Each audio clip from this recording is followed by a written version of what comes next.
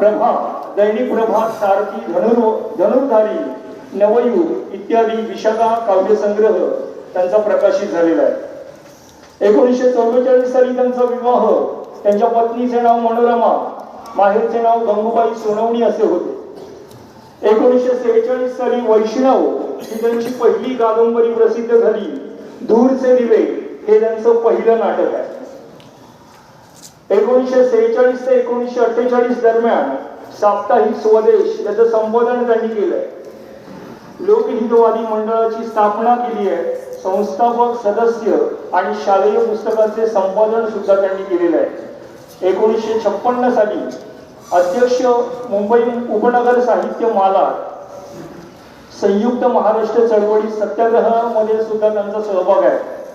मुंबई मराठी ग्रंथ संग्रहालयाचे 62व्या वार्षिक उत्सवाचे अध्यक्षपद त्यांनी स्वीकारलं होतं आणि मिळाला. 1962 साली राज्य पुरस्कार स्वगत काव्य संग्रहाला मिळाला. राज्य पुरस्कार हिमरेषा काव्यसंग्रह अध्यक्षपद 45वे मडगाव गोवा येथे झालेल्या अखिल भारतीय मराठी साहित्य संमेलन अधिवेशनात ते अध्यक्षपद त्यांनी स्वीकारले. कुसुमाग्रजांचे निधन झालेले आहे. आपल्याला त्यांच्या काही नाटकांची इथे नावं सांगणं महत्वाचं आहे. दूरचे दिवे, दुसरा पेशवा, वैजयंती, कौटिये, राजमुकुट, ऑथेल्लो, आमचे नाव बाबूराव, ययाती आणि देवयानी ही त्यांची नाटकं प्रसिद्ध आहेत.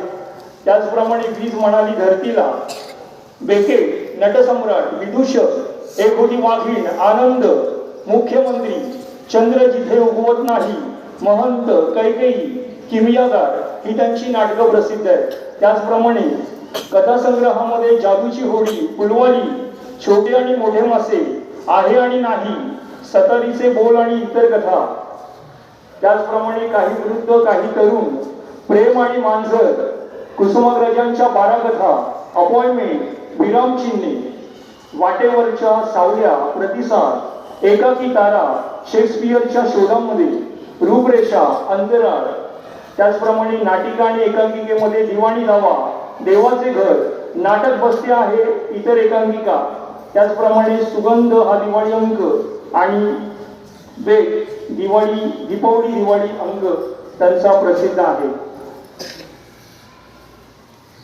कादंबऱ्यामध्ये वैष्णव, जान्हवी आणि कल्पनेच्या तीरावर या त्यांच्या कादंबऱ्या प्रसिद्ध आहेत. पत्रकारितेच्या निमित्ताने मुंबईमध्ये आल्यावर शिरवाडकरांना मुंबई मराठी साहित्य संघाचे डॉक्टर अ.ना. भालेराव भेटले.